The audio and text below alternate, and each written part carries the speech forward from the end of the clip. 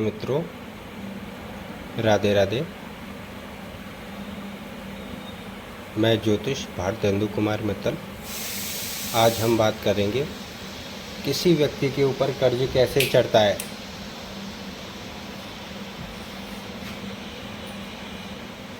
और उसे कैसे कम किया जा सकता है। यहाँ हम थोड़ी सी जानकारी अवश्य लेंगे। इसके ऊपर फिर बाद में एक बड़ी वीडियो भी अवश्य बनाएंगे। अगर किसी भी व्यक्ति की हम सबसे पहले पत्रिका देखते हैं, इसको लग्न कुंडली कहते हैं, D1 चार्ट। यहाँ पर आपके कोई भी संख्या हो सकती है, 2, 5, 7, ये लग्नेश कहलाता है। हमेशा याद रखिए, सर्वप्रथम लग्नेश मजबूत होना जरूरी है। जिन लोगों का लग्नेश कमज़ोर होता है, ऐसे व्यक्ति किसी भी प्रकार के किसी भी तरीके से अपनी ज़िंदगी को नहीं सुधार सकते। मान के चलें, आप धन की महालक्ष्मी की विशेष पूजा कर रहे हैं, लेकिन आपका लग्नेश कमज़ोर है। अगर आपके सामने कोई तरीका आ जाता है धन प्राप्त करने का, तो भी आप अपने शारीरिक मानसिक कमजोरी की वजह से वह कठिन समझ करके आने वाले काम को ठुकरा देते हैं। तो सबसे पहले हमारा किसी भी योग में सफलता प्राप्त करनी हो तो लग्नेश मजबूत होना चाहिए। लग्न का रत्न धारण कर सकते हैं, लग्न के जाप कर सकते हैं, लग्न से संबंधित यंत्र पूजा करा के अपने पास रख सकते हैं। हमेशा याद रखिए, कितनी भी बड़ी समस्या हो, पूरी पत्रिका में, पूरे जीवन में लग्नेश को मजबूत पहले कर लें। अगर आपकी पत्रिका में चतुर्थ भाव का 1, 2, 3, 4, ये चतुर्थ भाव का स्वामी अगर कमज़ोर है या पीड़ित है, चतुर्थ भाव का स्वामी छठे भाव में है, चतुर्थ भाव का स्वामी दुख भाव में, अष्टम भाव में, चतुर्थ भाव का स्वामी द्वादश भाव में, या चतुर्थ भाव का स्वामी कभी कभी देखा है अपने घर से एक घर पीछे बैठा है, तो भी चतुर्थेश कमज़ोर होता है। या चतुर्थेश के ऊपर पाप ग्रहों की दृष्टि है, या सूर्य से अस्त है, राहु केतु के साथ युक्ति है, तो भी चतुर्थ भाव का स्वामी पीड़ित हो जाता है। और जिनका चतुर्थ भाव का स्वामी पीड़ित हो जाता है, ऐसे व्यक्ति के जीवन में सुख की मात्रा, धन की मात्रा हमेशा कमज़ोर रहती है। याद रखिएगा, सुख की मात्रा और धन की मात्रा कमज़ोर रहती है, क्योंकि कर्ज के ऊपर और धन के ऊपर बहुत सारी वीडियो बन करके आएंगी। ये मेरा पहला भाग है।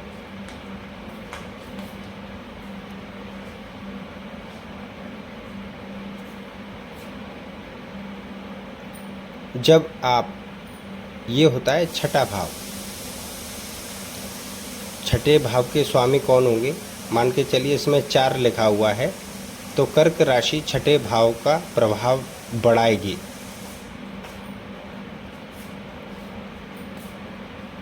और जैसे जैसे छठे भाव का प्रभाव आपके ऊपर बढ़ता चला जाएगा, आपके जीवन में कर्ज, रोग, कठिनाइयाँ, परेशानियाँ, ये चीज़ें बढ़ती चली जाएंगी।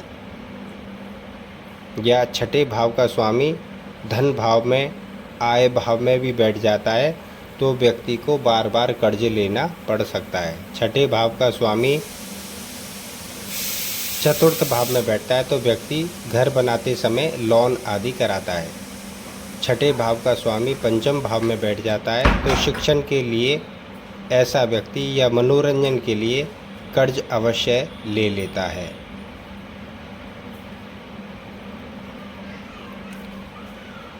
यह दूसरे घर का स्वामी 1 और 2। यह द्वितीय भाव का स्वामी धन भाव कहलाता है।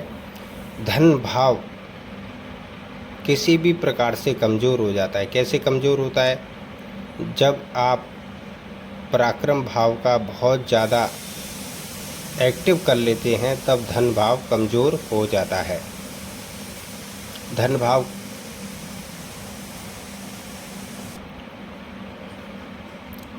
भाव का स्वामी कमज़ोर हो धन भाव का स्वामी छठे भाव में हो, धन भाव का स्वामी दुख स्थान में, धन भाव का स्वामी 12वें भाव में हो, या धन भाव का स्वामी सूर्य के द्वारा पीड़ित हो, राहु केतु के द्वारा पीड़ित हो, तब हमें कर्ज लेना पड़ता है। और मैंने हमेशा यही देखा है, जब व्यक्ति का धन भाव का स्वामी और आय भाव का स्वामी कमज़ोर होता है, धन कहीं से नहीं आ पा रहा है और हमारे पास बचत कम है या ख़त्म होती जा रही है, तभी व्यक्ति कर्ज लेता है। कभी कभी जब छठे भाव की महादशा चालू हो, अष्टम भाव की महादशा चालू हो, 12वें भाव की महादशा चालू हो, ऐसी विपरीत परिस्थितियों में कोई एक्सीडेंट हो जाता है, घर में कोई दुर्घटना हो जाती है, कोई व्यक्ति हॉस्पिटलाइज होता है, या किसी की जवान दे करके हमें धनराशि देनी पड़ती है, तो अक्सर व्यक्ति कर्ज लेकर के चुकाते हैं। लेकिन तभी चुकाएंगे तब आपका धन भाव कमज़ोर हो और लाभ भाव का स्वामी कमज़ोर हो।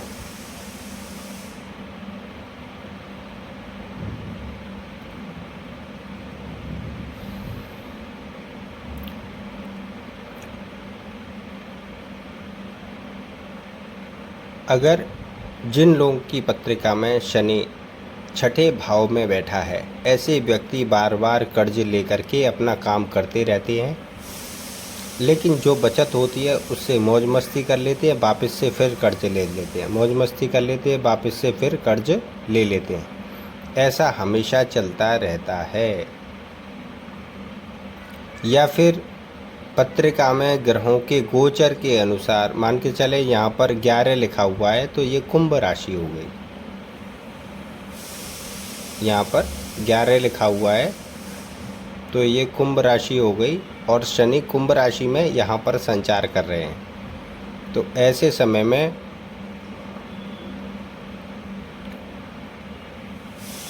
तो कन्या लग्न वाले व्यक्ति यहाँ पर कुंभ राशि आएगी, कन्या लग्न वालों के लिए यहाँ पर कुंभ राशि आएगी। ऐसे व्यक्ति कर्ज अवश्य लेंगे, चाहे गाड़ी वाहन के लिए हो या व्यापार के लिए हो, लेकिन कर्ज अवश्य लेंगे। चाहे घर वालों से ही ले, लेकिन कर्ज अवश्य लेंगे, क्योंकि शनि जहाँ पर बैठता है उस घर के प्रभाव को बढ़ा देता है।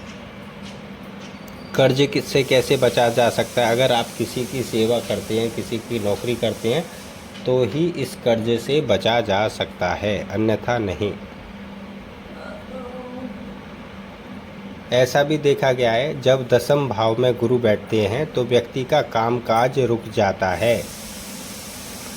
दसम भाव में जब गुरु बृहस्पति बैठे होते हैं या उनकी महादशा चालू होती है, या गोचर बस बृहस्पति दसम भाव में आ जाते हैं, मान के चले अभी यहाँ पर बृहस्पति मीन राशि में आ चुके हैं, ठीक है ना। तो ऐसा व्यक्ति अपने कामकाज के लिए काफ़ी परेशान रहेगा, कामकाज में बार बार रुकावट आती रहेगी, जिसकी पूर्ति के लिए व्यक्ति कर्ज अवश्य लेगा।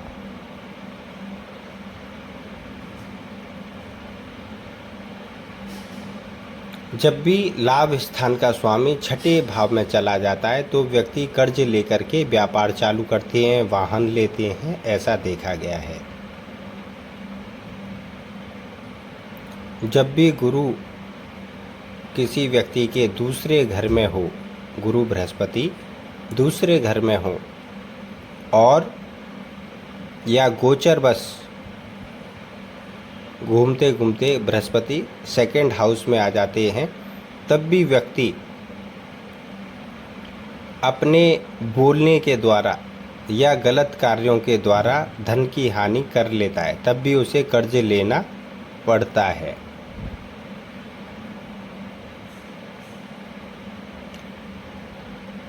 कर्ज लेने के कई प्रकार हो सकते हैं, लेकिन कर्ज उतारने के क्या प्रकार हो सकते हैं?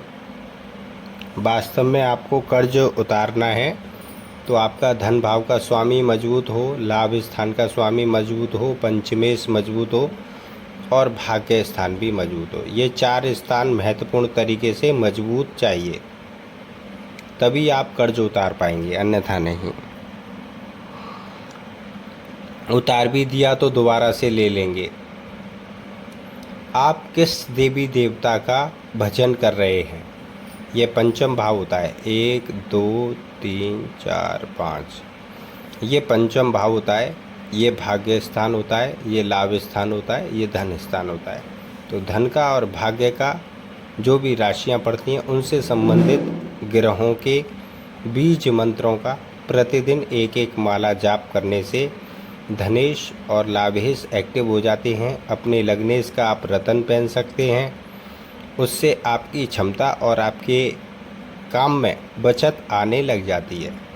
यह आपका टारगेट हो जाता है धन की तरफ।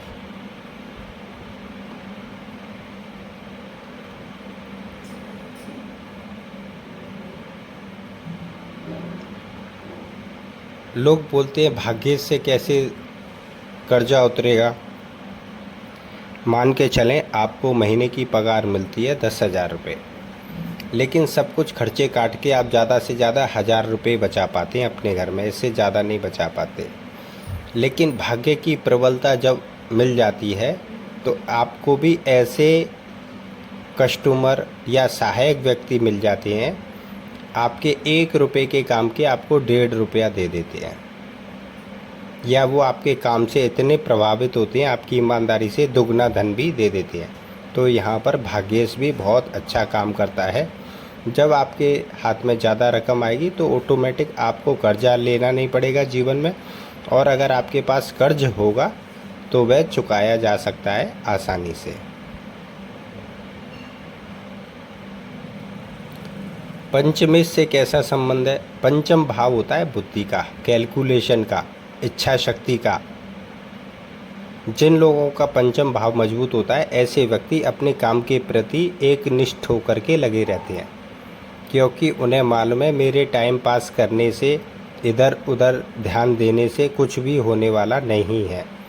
अगर मैं अपने काम में ही ध्यान दूंगा तो कुछ पैसे आएंगे, लेकिन उससे मेरा जीवन भी चलेगा, आगे प्रगति भी होगी और बचत भी अवश्य ही होगी।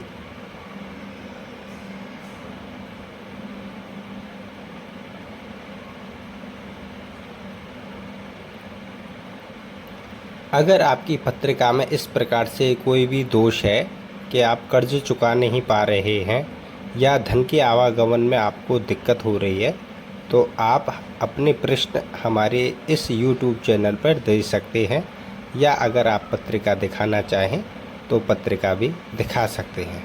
पत्रिका दिखाने के लिए कम से कम आपके पास 1 घंटे का समय तो अवश्य ही होना चाहिए, क्योंकि पत्रिका दिखाने के समय पर आपके पास समय नहीं होगा तो आप अच्छी तरीके से पूरी बात को कभी समझ नहीं पाएंगे। इसी के साथ मिलते हैं नेक्स्ट वीडियो में। नेक्स्ट वीडियो भी हमारी इसी प्रकार से धन से संबंधित कार्यों में आज के समय में या इस 2024 में काफ़ी परेशानी लोगों को सहन करनी पड़ रही है। तो आने वाले समय में हमारी वीडियो को आप लाइक शेयर करें या ना करें, देखें अवश्य, शायद आपकी कुछ समस्या सॉल्व हो जाए। तो इसी के साथ बने रहिए। श्री राधे।